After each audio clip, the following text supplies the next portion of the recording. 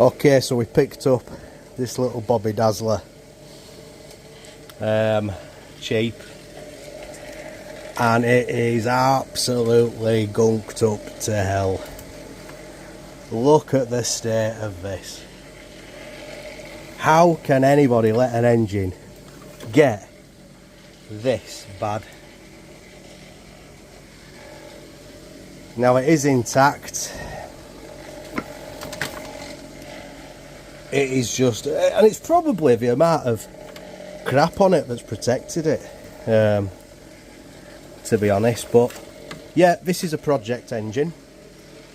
When I get them like this, they end up looking nice and clean and get rebuilt like that eventually. But look at the state of this Bobby Dazzler.